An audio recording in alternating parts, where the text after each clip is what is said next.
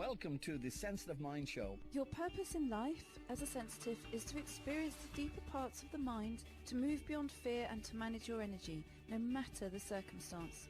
I'm going to show you, as a sensitive, how you can maximize your talents and feel comfortable in your own skin. For show notes and to join the conversation, visit heidisawyer.com/mind.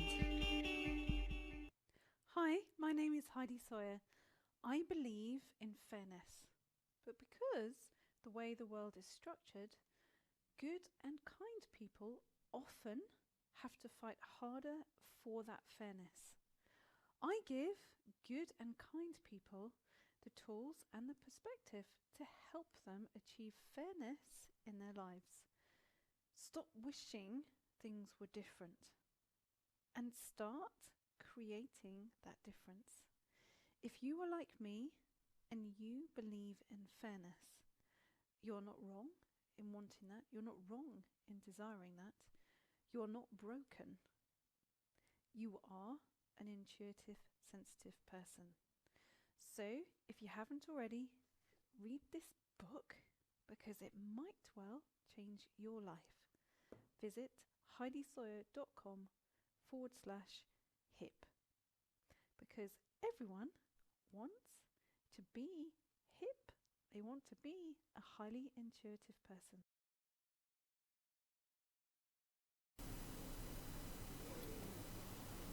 Hello there. I have two family and one partner relationship dilemmas for you today.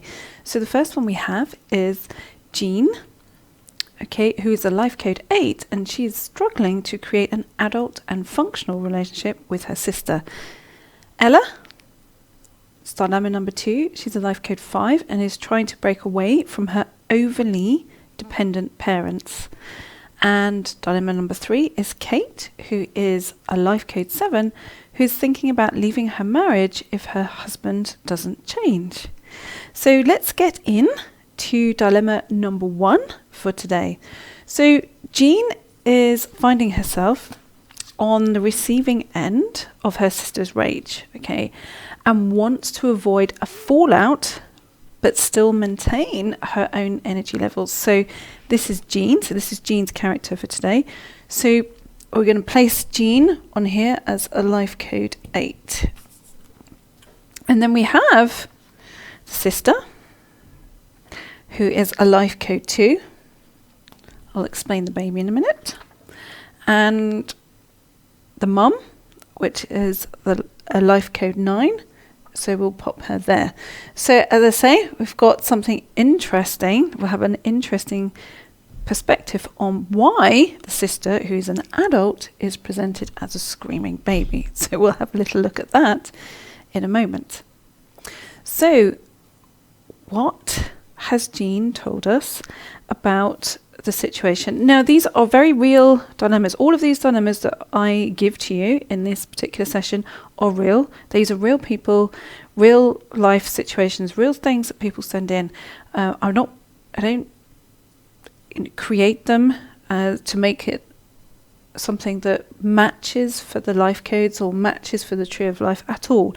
These are real people with real situations, and some of these will absolutely relate fully or in part to your own life situation, especially if you've got certain dynamics going on, perhaps in your family, perhaps in your friendships, or perhaps in your relationships.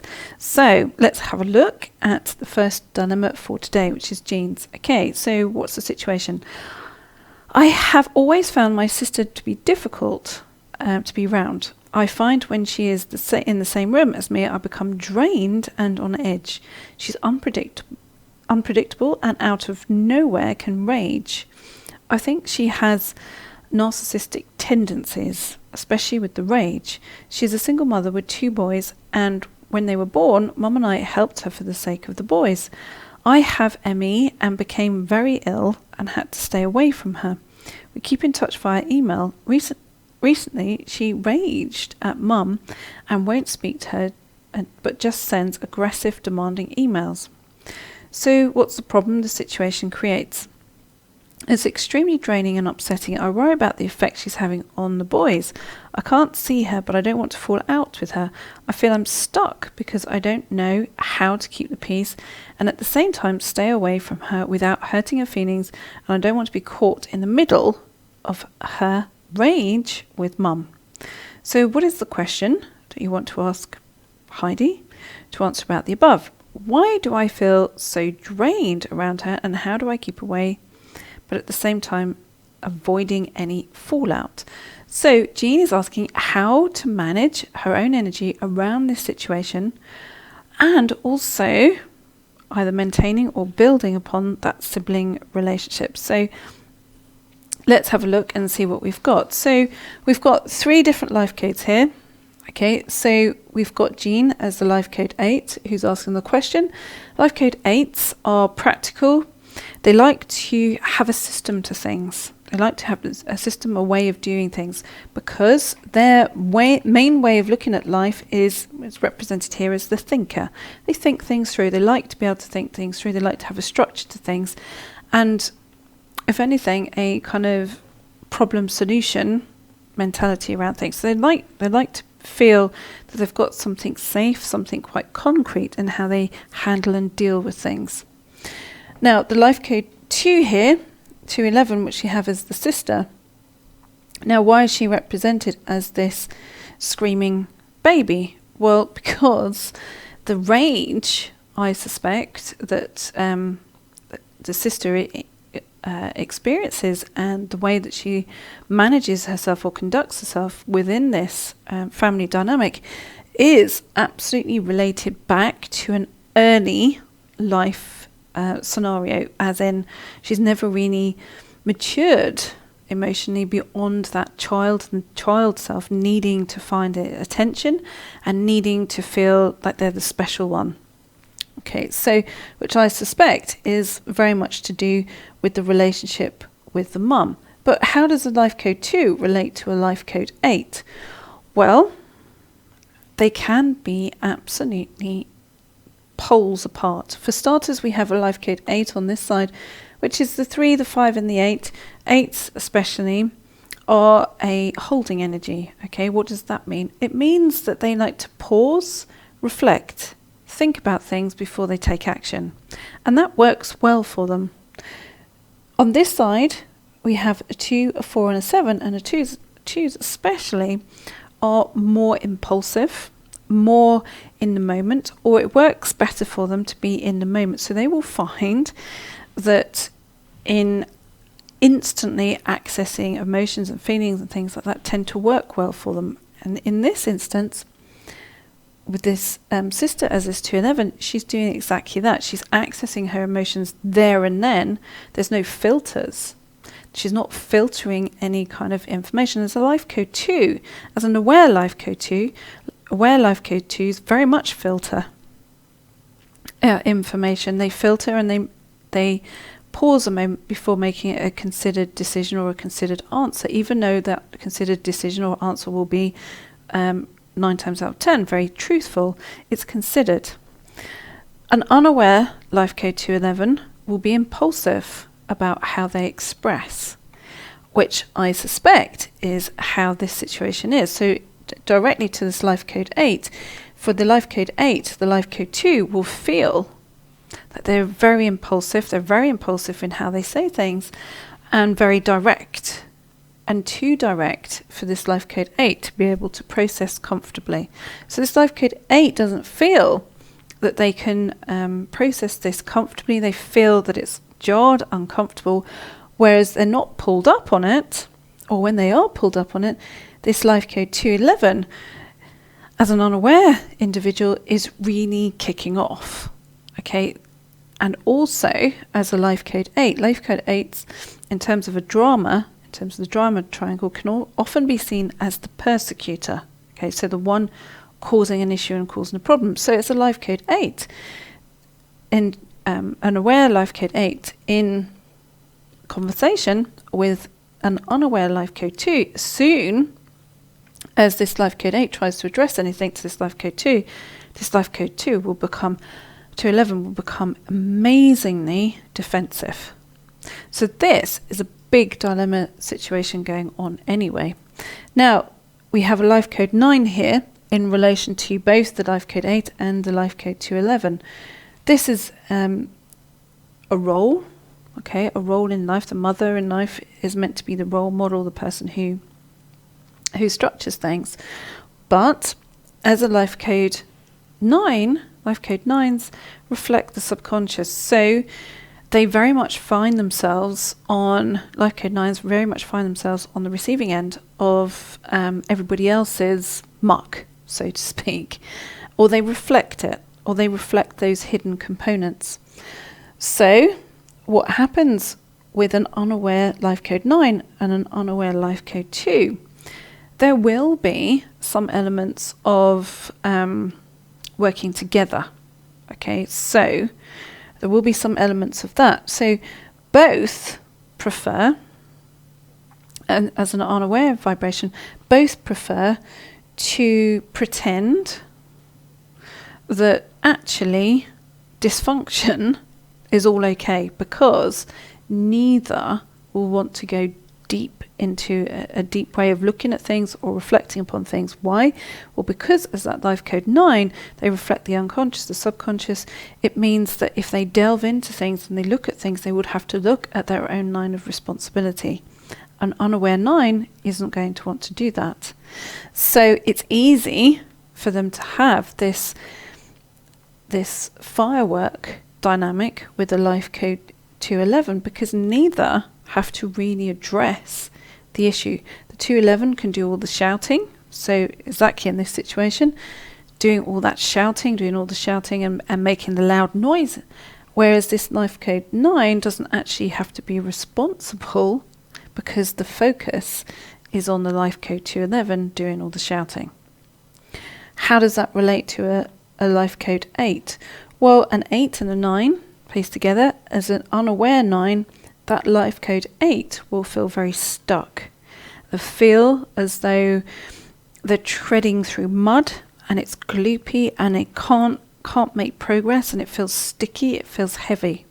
Okay, generally that's how it would feel as an aware life code 8 in trying to have some kind of interaction with an unaware life code 9, because again, as soon as this life code 8, as an aware life code 8 mentions anything, this unaware life code 9 is going to turn the defense mode on. But rather than the defense mode be shouty, it will be along the lines of victim.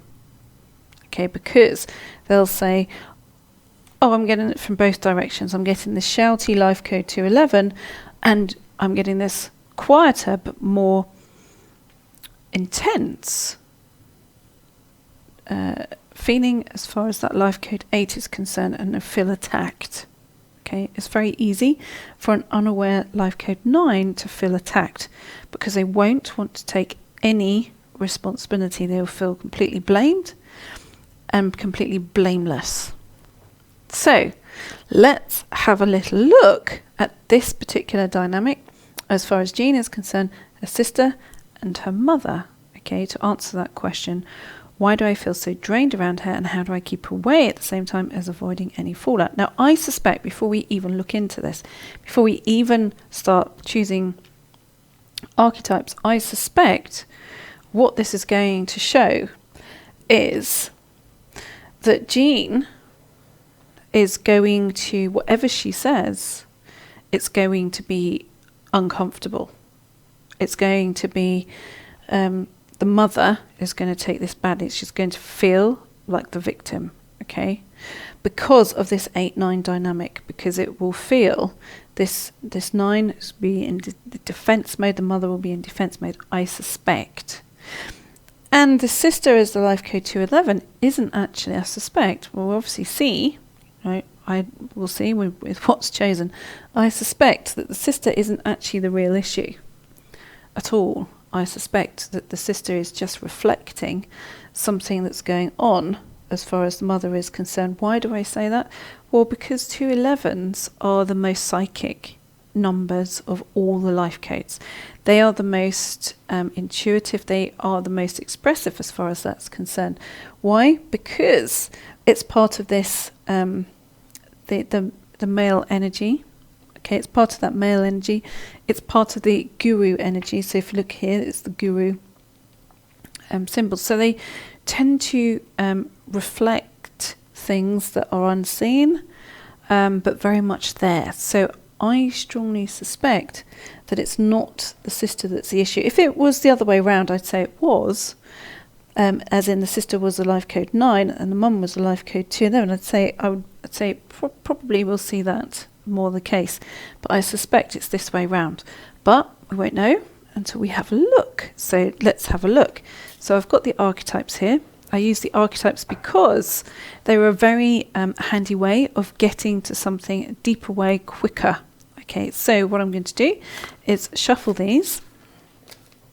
I'm not, I haven't looked to choose anything before right now, so let's have a little look.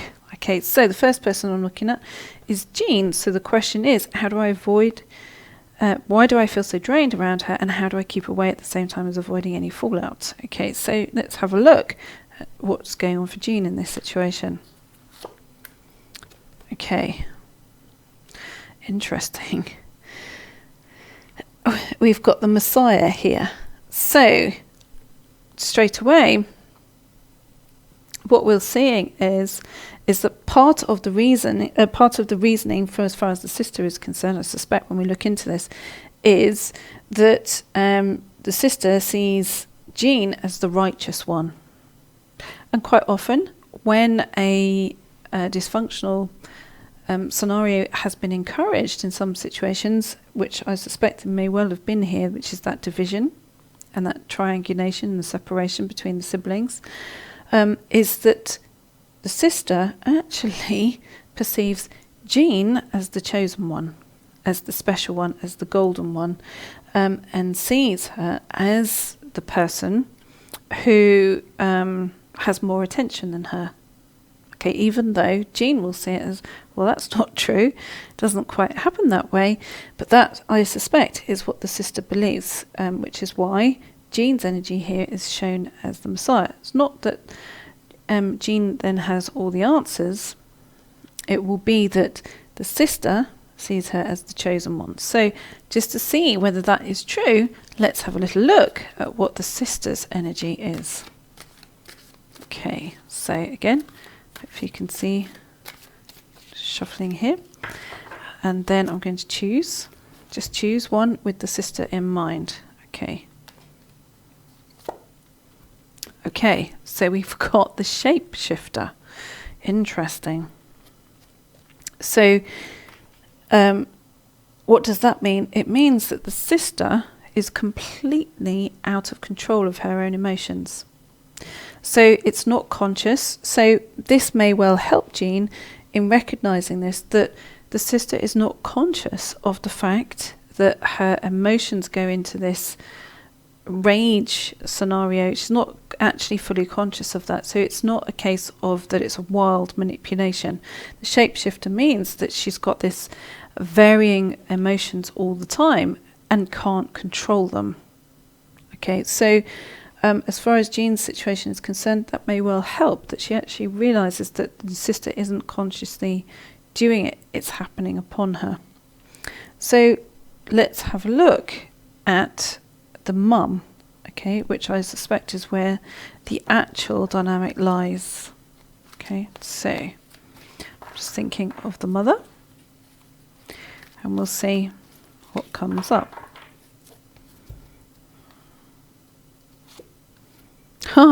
Interesting. So we have the Virgin. Absolutely excellent. So the mother perceives herself as completely innocent in all of this. That she's completely innocent, that she has no responsibility, nothing that she's done has created this this sister who's very volatile and can't control her emotions. The mother regards herself as completely innocent, and has nothing to do with it. So, therefore, the big question is, what can Jean do just so that her interaction with the sister is surface enough, but she can then understand that actually the sister is deeply wounded, okay, and doesn't know how to solve it, because the mother is, I'm so innocent, I've had nothing to do with creating this situation in the first place. So what I would say, as far as this is concerned, the lesson to learn here is sometimes some compassion is needed. It doesn't mean to say you agree with someone's bad behaviour, but a compassion is required in order to understand how it got to be there. So let's look at what the connector is as far as that's concerned, so that Jean can handle her sister in a situation where she understands her volatile nature, but at the same time she doesn't need to correct it, because I suspect what she'll be doing is communicating with the mother about, oh, how do we solve this? That's the worst thing that Jean can actually do, because the mother is feeding it. So it's about then Jean becoming comfortable in herself, as in feeling a compassion for her sister, but not falling into it. So let's have a look and see what comes up as far as that's concerned.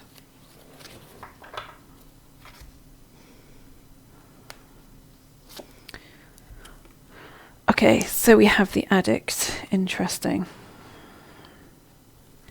Okay, so we're going to put that there. So what Jean would really find helpful is that she understands that the sister is kind of addicted to her rage, that it's her way of being seen, as a way of her being recognised.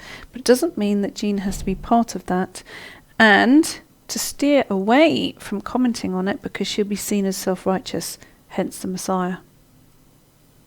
So, light surface interaction, not to involve the mother in terms of a discussion about the sister, but just to deal with her on that level of surface, and to understand that her sister it has an addiction, but it's not so much, it's not one that we would normally look at. You'd normally look at substance, so there would be something like food or alcohol or shopping or something, but it's still an addiction, and it's addiction to that rage. So let's have a look. And it doesn't mean then that Jean goes about saving her sister, because it's the worst thing she can do with that Messiah.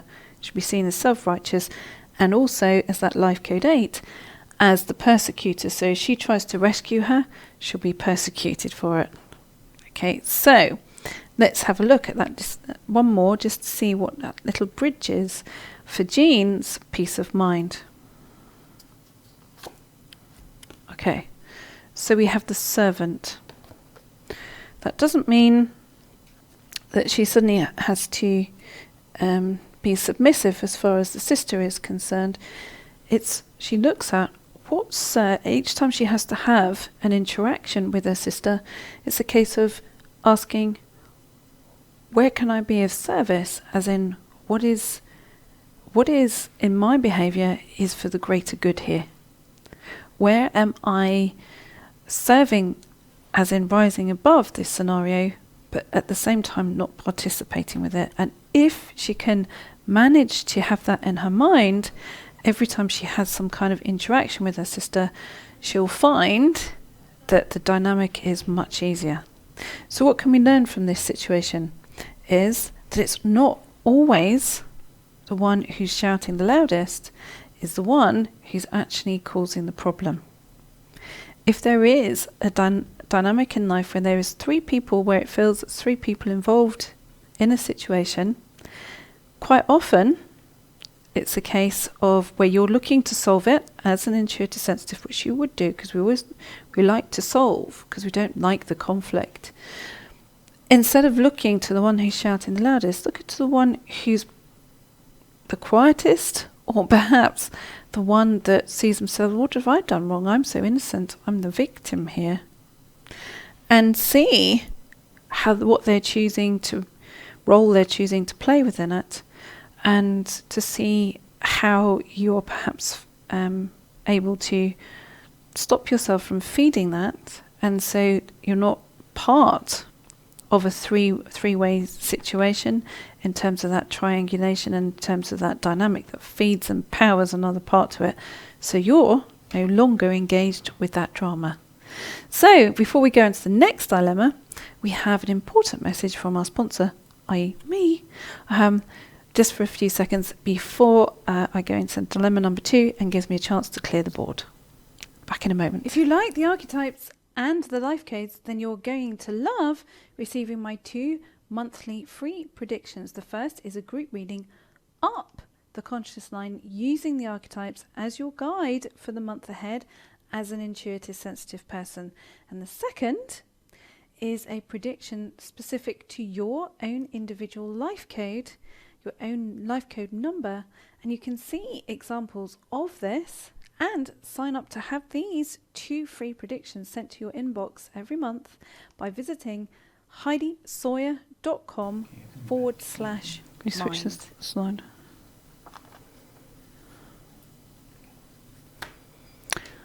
Okay, so now we have dilemma number 2 for today. So dilemma number 2 is Ella, who's a life code 5. So we'll put Ella there. It's a life code 5, and we have the mother bopping up and down, which I'll explain in a moment, and the father as a life code 110. Okay, so we'll put see, as a life code 110, we've got 2 different choices. We can either put them in the physical world, or we can put them as in able to see things from the whole perspective. I think we'll put him as in only able to see from a limited view for the moment, and then we'll have a look to see whether that dynamic changes, whether he becomes the key to something that unlocks the rest of the situation. But we'll have a look at that in a moment.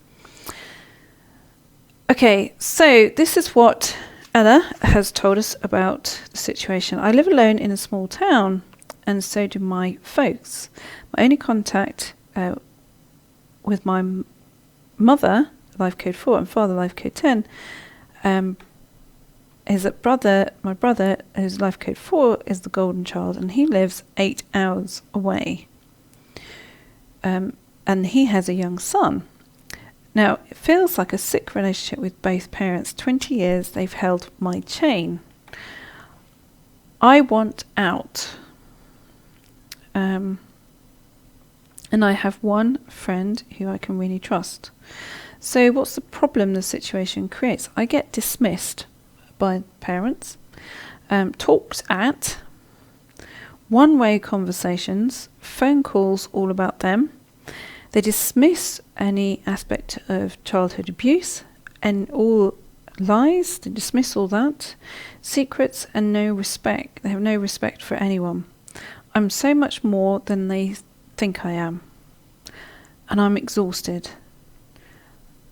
They seem to need me, and I'm feeling I don't need them, because they have each other. I build myself up in life, and I feel that they smash me down.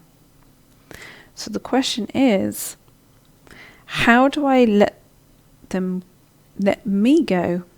And how do I limit or cut off the contact?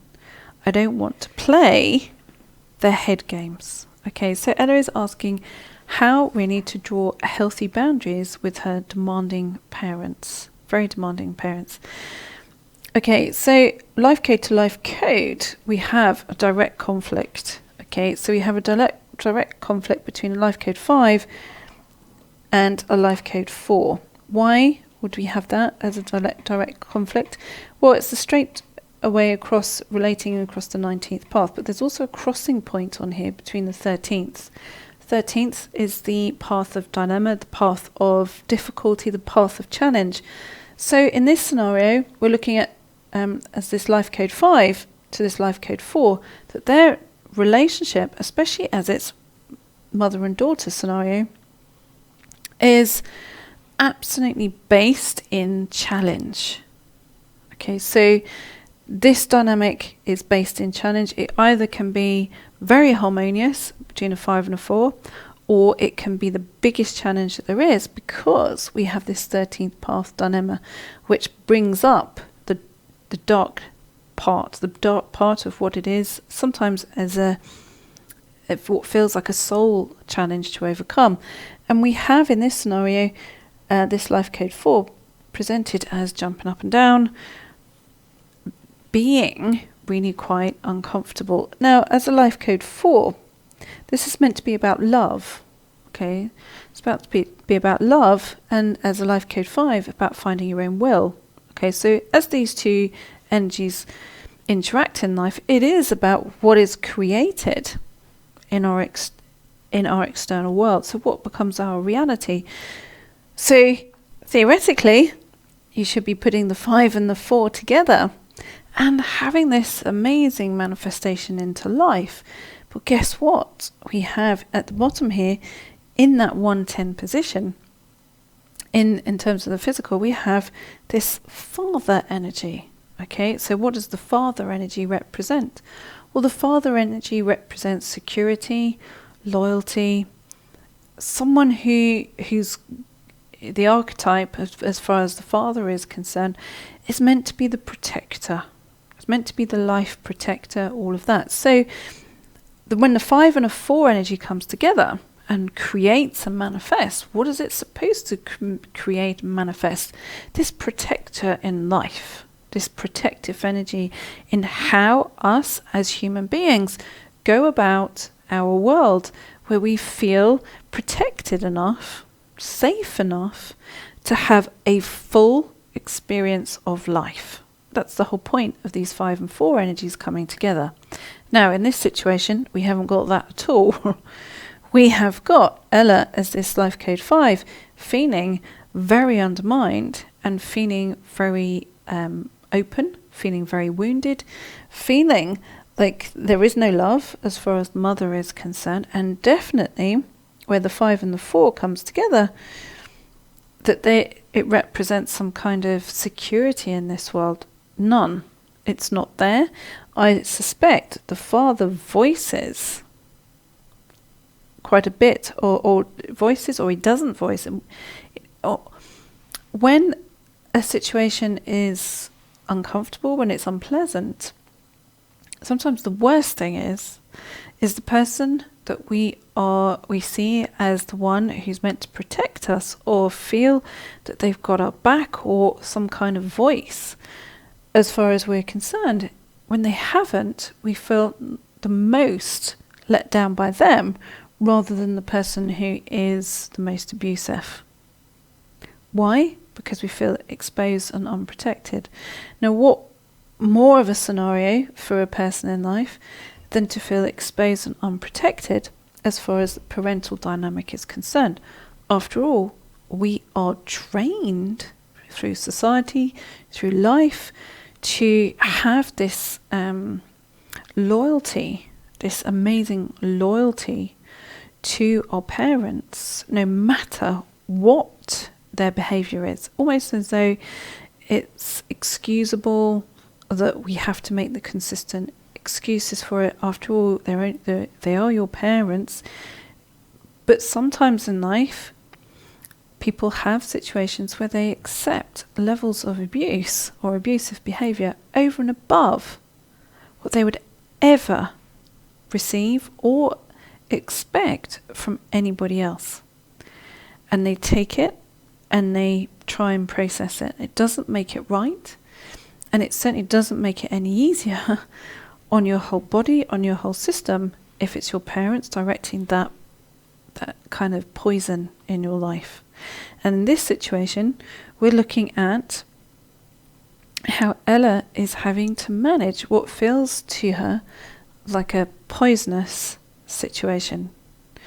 And definitely, as this 5, 4 and 110 energy, it will be impacting her massively, because how it's presented in terms of the tree of life, it's everything to do with the life force. So no wonder she wants to remove herself from their influence, because she feels, especially in this key 110 position, and the 4, that all of her life force, she will be feeling very much so, that all of her life force is being sucked from her.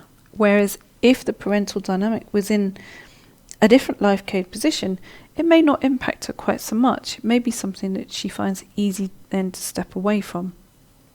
And also, they will feel that Ella, even though they're abusive towards her, feed her. She feeds them, as in she feeds them their own life force for this whole abusive dynamic and their sense of self. So then they don't ever have to address what unpleasantries they've divulged. They don't ever have to take responsibility for it. And sometimes people continue to be wildly abusive because then they never have to take responsibility for it, because suddenly if they own it, it makes them wrong and they can never be wrong. So I would say, before we even go into further looking into this, that Ella's desire, so how do I let them let go of me, and how do I limit or cut off contact? I don't want to play their head games. I would say in this situation that Ella is really very much making the right decision, that she needs to remove that level of contact, but at the same time she's going to have a conflict with that, because she'll mistakenly see that somehow or another it's her life force, and definitely these two people will hang on tight that she is their life force. Okay, because very much, this is a slightly unusual scenario, very much of this positioning between the 5-4 and then the 1-10, everything to do with how you're protected in this world. And she doesn't feel that at all at the moment. Okay, so let's have a look. So the big question is, how does Ella create her freedom? Let's have a little look. Or make it as painless as possible. So first of all, we need to look at how Ella manages that. Let's have a look. So what do we have for Ella? We have the victim. And without doubt, it's not that she's feeling the victim. That she's feeling, oh, I'm a victim, blah, blah, blah. She is. Okay? Without doubt, definitely is this set up between the 4 and then the 1-10. If this 1-10 here, the father wasn't here in the 1-10, it would be much easier for her to manage. Let's say if he was a 7 or a 3 or that kind of thing. But the fact that she's got nowhere to go, really, that whole dynamic she feels, I would say she would feel incredibly trapped, and that nothing has its freedom of movement because she can't be herself. She can't be herself definitely in her physical world, I would say. So let's have a look to see what she can do as far as her own inner world is concerned, about releasing this intensity of the mother's abusive behaviour, very verbally abusive behaviour, and also, obviously, the foundation of her life experience. Okay, so we have the hedonist here. I would say most definitely Ella has referred to her mother as a narcissistic character, and I would say I would support that completely. We've got the hedonist here. This is a very narcissistic person. Okay, when someone is very narcissistic, it doesn't mean to say that they kind of and take selfies, or I'm so wonderful, I'm so important. People have that perception of that's what narcissism is. But when someone is a very narcissistic character, it's very what it actually means is that they're the only one who exists. They can only see things from their perspective, and they never want to own any sign of vulnerability. So to keep that away, they will use abusive tonality or behaviour towards another person because they never ever want to experience the fact that they at any level have any form of vulnerability. And with this headiness here and this mother's behaviour, especially as this life code 4, we've got a very, very alive dynamic of an unaware 4 really throwing in to that narcissistic framework, never ever wanting to take responsibility. So let's have a look at the father. Okay, so just bear with me a second. What do we have? We have the orphan child. So his issue is he has a tremendous fear of abandonment, which is why he supports the mother's behaviour. Okay, so he supports the mother's behaviour because he has this very strong fear, childhood fear of abandonment at some level or another. So he will protect the mother's bad behaviour, especially because he has a fear of being abandoned, left alone. So what can Ella learn from this? She can learn that she can never fix this situation, that she cannot fix these people, that these people are not going to change. What does that mean?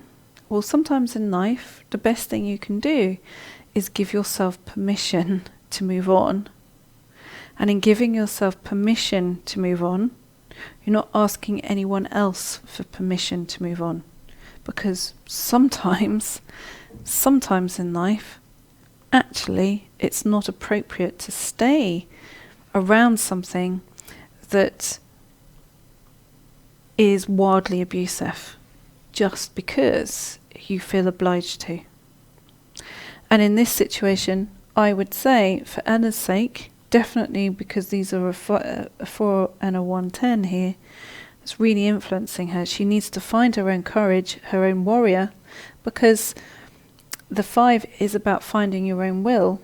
It's about finding that warrior, and she can find that within herself to give herself permission that actually she's okay to release herself from obligation and contact, because these people are not going to change. And sometimes in life we have to accept that some things are there that we cannot change. But what we do have power over is our ability to handle that. So if Ella utilises that and that takes her out of this victim, let's have a little quick look to see what courage or what encouragement she can take from that.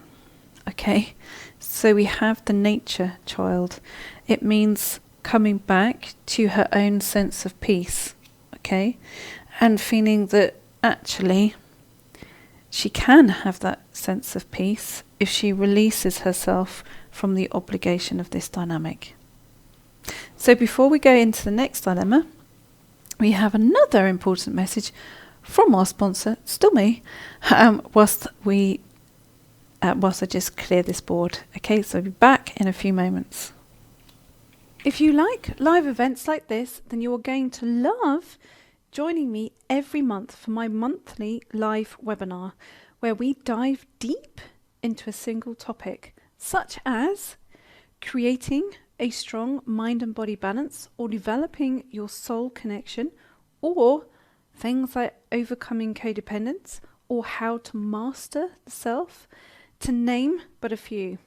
But if you want to be notified of when these are available, be sure to register your email address here, which is heidisawyer.com/webinar.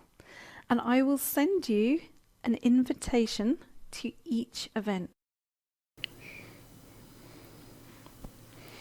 Okay, so let's get to the third dilemma of today. So Kate is tired of her husband's negativity. So we have Kate, she's tired of her husband's negativity and is feeling drained by it, is wondering if the relationship can improve or she should call it quits. So we have Kate, who is a life code 7, and we have the husband, who is a life code 211. We've already had one life code 211 today. And we have the Sun. Okay. So we have a third person in here, which is a Sun. So it's we have a Sun who's a life code 8. Okay, so we'll pop him there. He may feature, may not feature, but he's mentioned, so we'll have a look.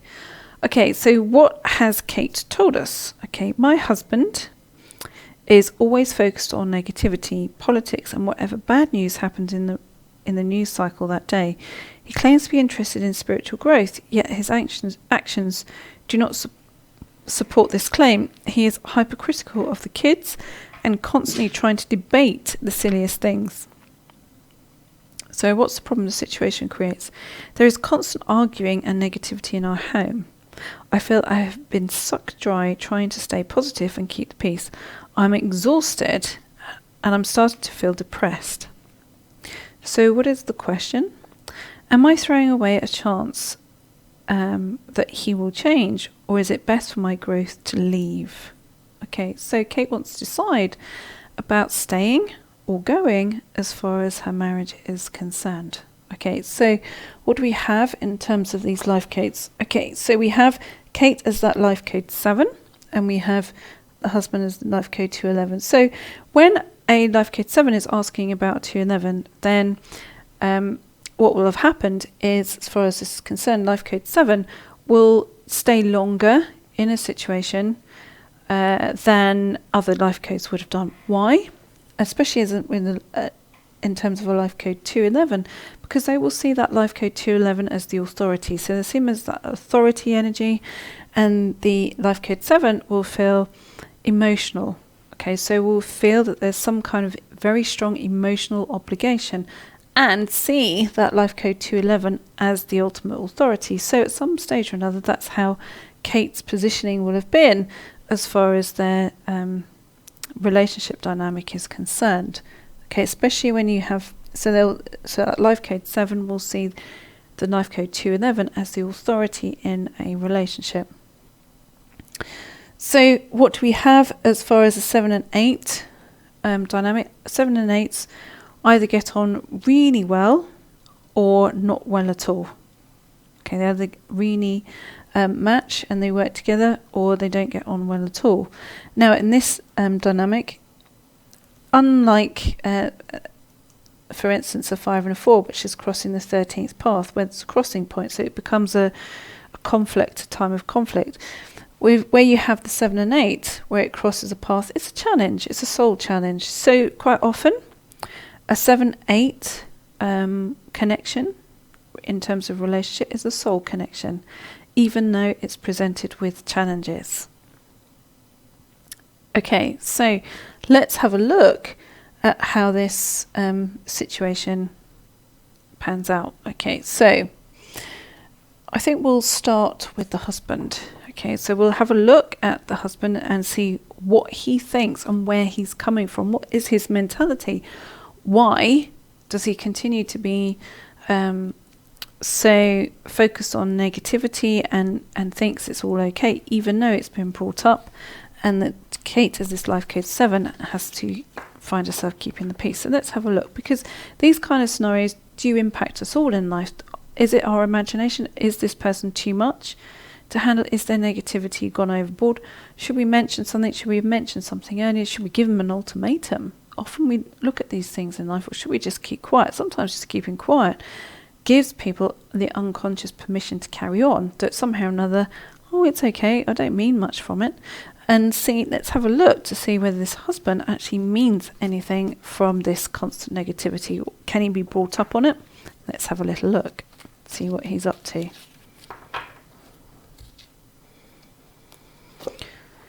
Okay, so we have the scribe.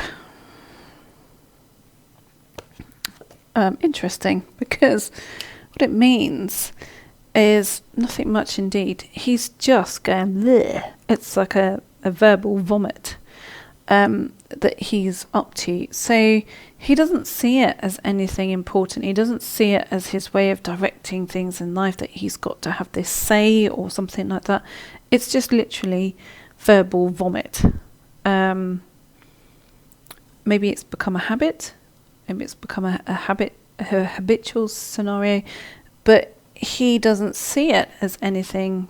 It's just whatever. That's what I do. Isn't that what everyone does? So let's see how he would respond if it was really clearly brought up as far as he's concerned. Let's see. Okay, I nearly dropped them then, so I don't think he'd like it somehow or another. Okay, so let's have a look. What do we have? We have the hedonist. So he definitely thinks he's entitled. Okay, he thinks he's entitled to have these rants. He thinks he's entitled to have these rants about life, about politics, about negativity. Completely thinks he's entitled. So we're almost partly there in answering, I would say, what Kate's real question is. I would say Kate has been dealing with this longer, much longer than she would have liked to. Sometimes in life we have people in life that we've kept in the bottom of the fridge, as in those things in those salad tray things that we've forgotten about. It's tucked at the back and it's kind of gone a bit limp and wet and manky looking. So, is this a manky wet lettuce in the bottom of the fridge that she's left there for a bit, and can it be resurrected, or is it time that it went in the bin? We have to have a little look. Okay, so we're looking now at what Kate really feels as far as this is concerned. So I'm just thinking about Kate and asking, what does she really feel as far as this is concerned?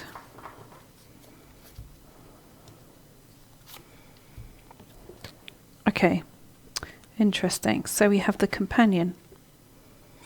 So what is important to Kate, and I would say what has become important to her, she started asking the question of her life. I want a companion in my life.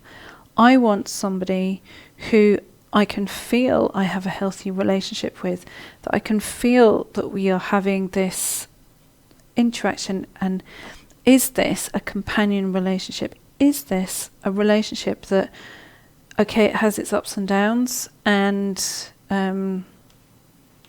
people are who they are, but is the core of this a companion relationship? This is the big question that she's actually come to asking in her life, which is interesting. Is this enough? Is this enough? Is this person really about the core of a companion for the rest of my life?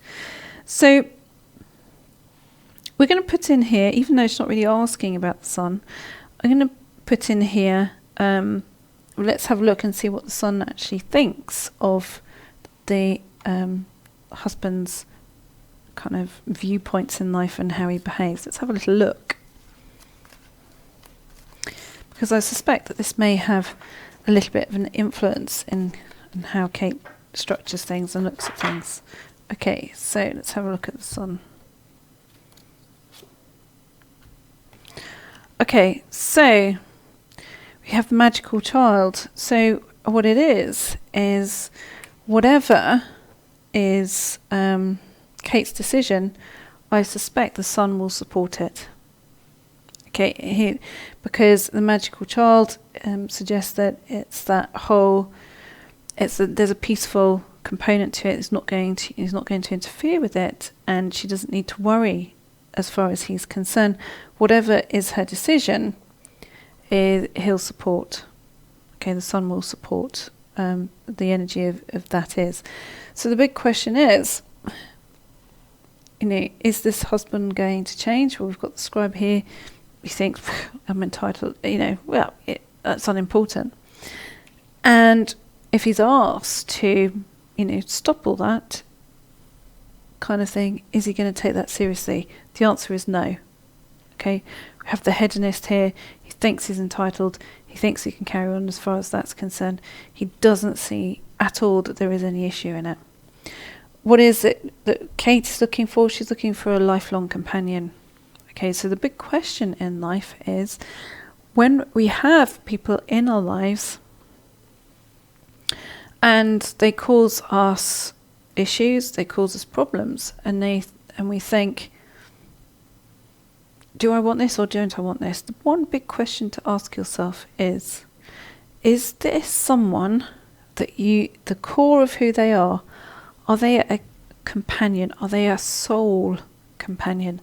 Even though the top layer, the personality, is doing all kinds of other things that annoy you, but is there a core bond? Is there a core connection? So the thing to learn from this is there a core connection when someone's behaviour consistently upsets you, or you find is irritating or difficult? So if you have this big dilemma, should I keep them in my life? Should I not? Am I being mean? Ask yourself that question. Is there that core companion part that goes with this? Because this is the big question that Kate is asking in her life. So, do I answer the question, should she stay or should she go? Well, I can only present what is here in terms of, what is that core thing? So Kate needs to ask herself the question, does this man who she's married to reflect the person who, despite the fact that he has all this negativity thing going on, is the core of him a companion, a lifelong companion, soul companion that you trust? And if the answer is no, then it's time to go. If the answer is yes, then you try and overcome this particular viewpoint or behaviour. But the key thing for her to understand is whatever her decision, the sun supports it. So that's the end of this episode of the Sensitive Mind Show. If you've enjoyed it and found it helpful, do share it with your friends, and be sure to join me next week, where I look forward to giving you an alternative perspective on your relationship dilemmas. Bye for now, and let me leave you with this. For more great free content designed to support your purchase of my book, Highly Intuitive People, 7 Right Brain Traits to Change the Lives of Intuitive Sensitive People, please visit finallyfeelunderstood.com.